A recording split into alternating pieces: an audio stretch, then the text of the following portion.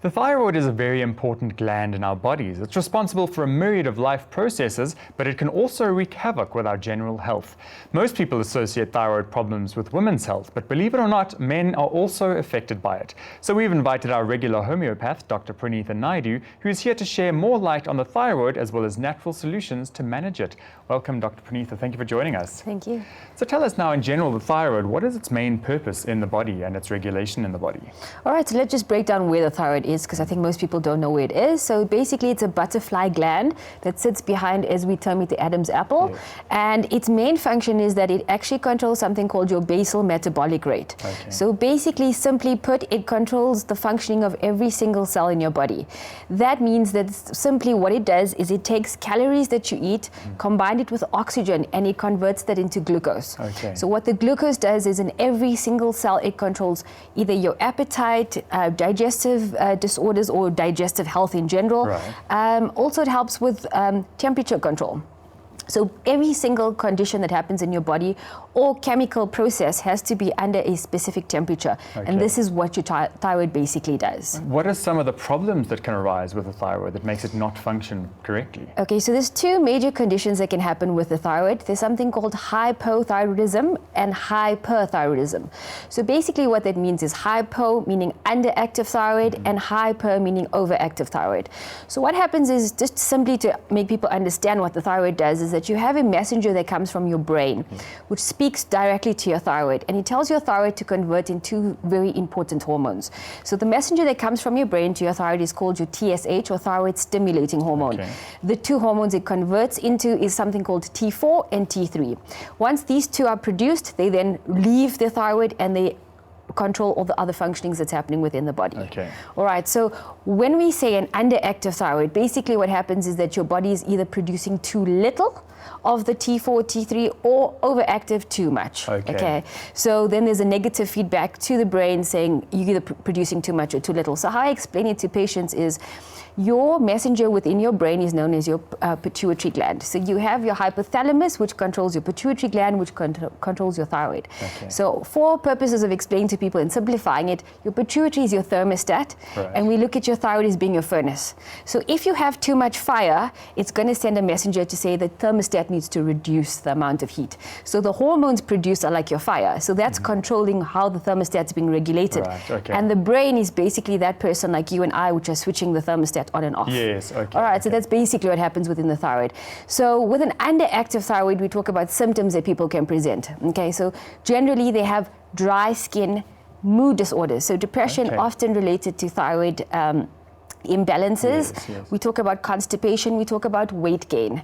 Okay, so everything that slows your metabolism down or slows your body down. Okay, so when you're noticing I'm exercising super hard and I'm still not losing any weight, or I'm trying to focus and concentrate and I just can't do that anymore, Yes. how I used to before. Okay. So that's when you have an underactive. When you have an overactive thyroid, now you start shaking, increased heart rate, palpitations, still can't focus and concentrate because Yes. all of this is happening within your body. Okay. Those people are termed often are very skinny, Yes. but we've often seen in late that you could be overweight and still have a overactive thyroid. Okay. Okay, and then there's also autoimmune conditions, a secondary sort of thing to your hyper and hypothyroidism. Yes. So what's related to a hypothyroidism is something called Hashimoto's thyroiditis. Okay. And a hyper, you get Graves' disease. So basically what happens in an autoimmune thyroid condition is your immune system is attacking itself.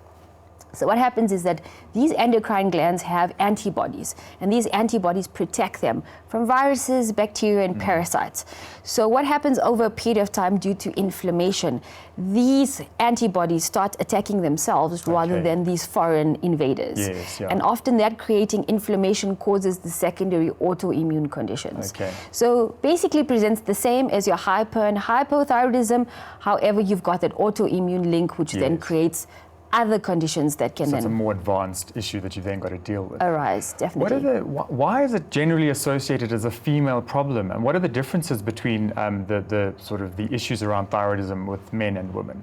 So if you think of the amount of hormones that women need to actually manage within their body, okay, also emotional wise, women tend to be more emotional than Yes, males are, yeah. and that plays a big role.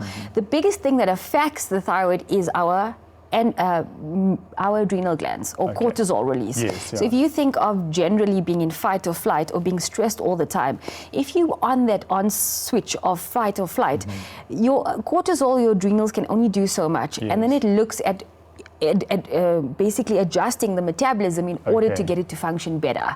So often adrenal burnout, and that's a big thing where females are doing multiple things. Males are generally a little bit calmer than females are. I think we take a stress a little bit more, but also we go through pregnancy. We go through a lot of different changes and hormonal changes within our bodies, menarche, menopause, and that can play havoc on the thyroid. Of late, lots of males, and I think that is due to stress and lifestyle. I think we actually don't, or we're not focused or cognitively aware of what stress actually has an effect on the rest of our body. Yes, yeah. And so let's go on that lifestyle side of things. I mean, the constant connection to your emails, your phone, everything's always busy. So that just creates a constant level of stress that, if not managed correctly, I imagine would just start to, the fight or flight is always there, as you mentioned, which is going to then impact the thyroid, I imagine. Exactly, and also endocrine systems speak to each other. So if one is taking strain over a period of time and you don't actually modulate or fix that particular problem, you're going to start pulling on another endocrine system. And that's when you have this cascade of things happening. And one of the biggest things, if you're thinking of thyroid and you're thinking your regulator of everything in your body, if anything else goes out of kilter, it's going to have an effect on that, be it respiratory rate, be it heart rate, be it oxygen. So, you know, that thyroid is super important for all of those kind of things. Now, you mentioned sort of an underactive thyroid can cause somebody to gain weight, and overactive thyroid can cause somebody to lose weight. If you are born or you grow up slightly overweight or slightly underweight, what then would be the indicator? Would it become exacerbated? Or what are some of the telltale signs of thyroid issues? So as we mentioned, if you're thinking underactive thyroid, how is my concentration? How is my focus? How is my productivity? How is my bowel movements? Am I constipated? Is my skin really dry? Am I losing hair? Because that's a big factor that most people actually attribute to an underactive thyroid, is they get a lot of hair loss. Could it be nutrient basis? So maybe it's not my thyroid and maybe I'm not, supplementing correctly. So it's all of those kind of things. So there's a lot of people that sit in a little phase that we call subclinical hypothyroidism. Basically, there's such a wide reference range for thyroid when you're doing blood tests, or you go off to your doctor and ask for a blood test to make sure that your thyroid is working or not working.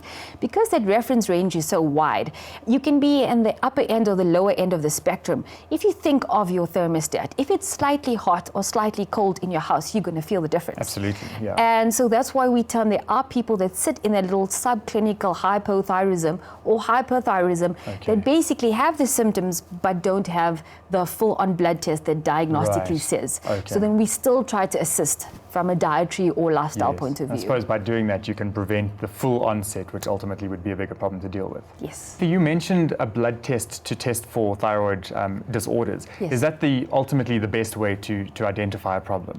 Yes, so if you feel that you possibly could fit into any of the realms of having a thyroid issue, a blood test would be the way to go. And you would then speak to your doctor, and the ones that they can specifically do, as we mentioned, TSH, so the thyroid stimulating hormone, your T3 and T4. Often T3 is not tested, and T4 is usually the one that's the major ones that normal conventional doctors often request for. But we find T3 is very important. 80% of T4 is made by the thyroid, and only 20% is actually converted into that T3. So it's actually very important because that's what you're pushing out to the rest of the body. So you need that balance happening there. And then if you're worried about an autoimmune type of issue related to your thyroid problem, you can do thyroid antibodies. So often with my patients, I do thyroid antibodies as a standard. And the reason I do that is because if we think of the modern lifestyle, everything is so pro-inflammatory. And inflammation is sitting there and brewing underneath. And sometimes you don't have a family history of thyroid issues. But because of that inflammation sitting there, it actually affects those antibodies. And we can sort of see what is going to happen in the future. So if your antibodies are rising, but your thyroid is still functioning, we can sort of help assist in that regard so you don't end up having an under or overactive thyroid. You preempt the drama at the end of the day. What are some of the causes of thyroid issues that are prevalent in what you're seeing? So causes of thyroid issues, I mean, leaky gut is a very important thing. So digestive health on the whole. Yes. So if you think of leaky gut, basically what happens is those tight junctions that are sitting in the colon, preventing toxins from actually leaking out, start splitting, and then you get gluten-like proteins that actually escape. And these are pro-inflammatory. Yes. So we link a lot of thyroid issues to gut issues. So if you have a leaky gut, something that you've got to start with first, trying to bring down that inflammation. Things like toxicity, and very few people talk about that. So whether it be heavy metal toxicity or whether it will be just in general, where you haven't detoxed your body or you haven't supported your body and you've got all this toxin sitting in there that can disrupt the functioning of your metabolism, and you know that's such an important function of the body, so toxins can affect that. What would be the source of those toxins? So it can be a multitude of different things, right? So for instance, if you're drinking too much alcohol, if you're smoking a lot, if you're eating processed foods, and you get those types of things that actually slow down your metabolism. And that's obviously going to affect the thyroid, because the thyroid, you know, obviously controls that functioning. We talk about also dental health. So when we talk about heavy metals, things like amalgam fillings, which can play a big role because you have mercury, things like lead, all of those things can sort of affect the functioning of the thyroid. So interestingly, the thyroid gland is the only, because we know thyroid gland is synonymous with something like iodine. You know, we talk about iodine and thyroid.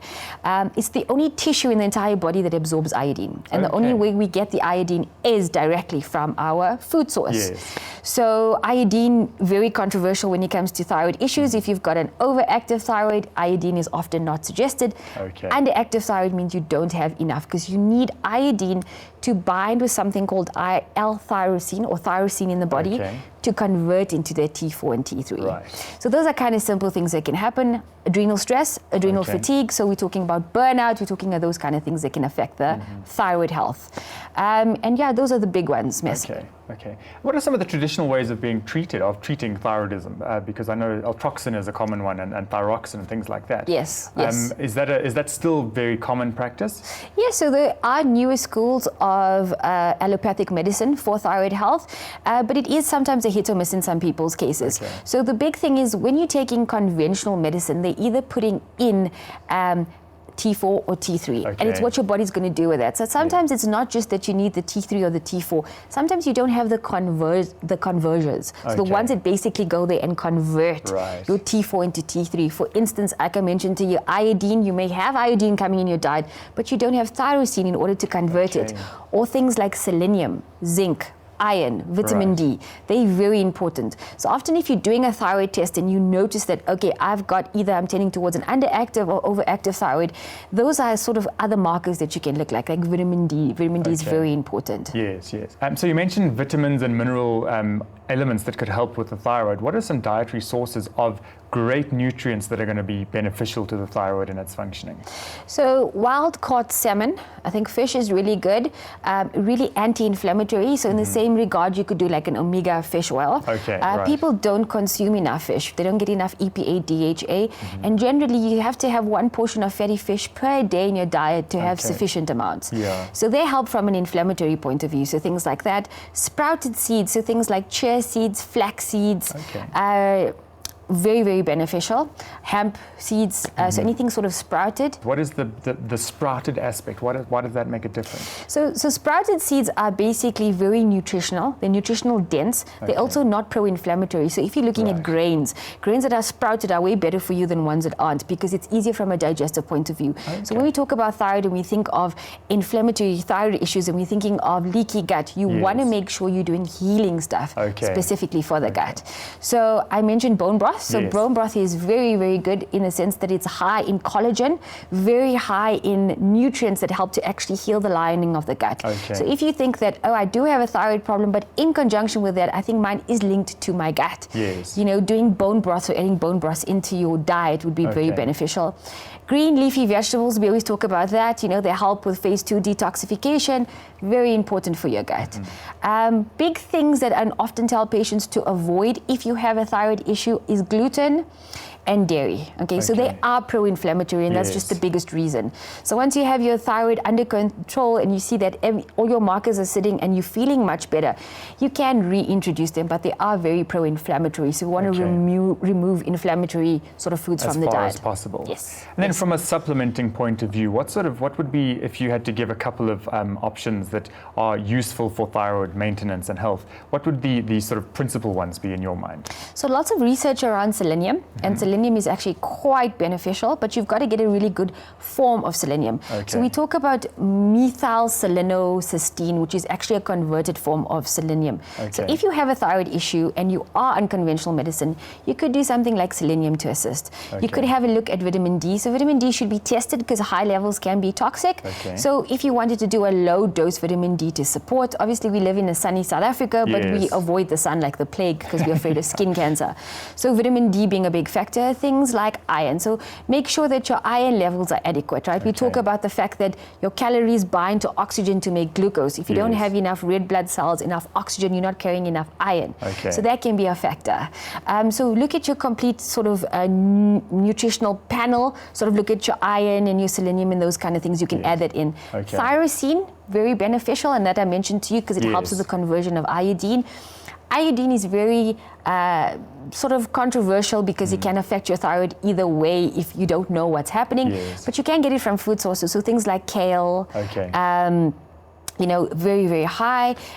Brazilian nuts, high in selenium. So those kind of things you can sort of add to your diet. So omega-3s, probiotics. We talk about gut, and if your gut's not in the right place, everything else is going to follow suit. So probiotics, so beneficial. Yeah, they talk about your second brain, your gut being your second brain. So I suppose it's all about keeping that in balance. And then you should be well on your way to maintaining at least if you haven't got any issues already. Yes, from a natural point of view, we do have alternatives to your L-troxin and tertroxins. They are via prescription, so you'd have to see a practitioner, but they are made from something called porcine thyroid. So basically what it is that it's desiccated pig's thyroid that they use, and it's like an organotherapy. So you take it in and it actually helps to balance the imbalance within your thyroid. But you know, if you remove the actual factors that are creating that inflammation, I mean, you're on your way to solving your thyroid issues. Fantastic. Thank you so much, Prenitha. This topic has got endless discussions around it, so I'm sure we'll dig deeper at a later stage. Thanks for being with us.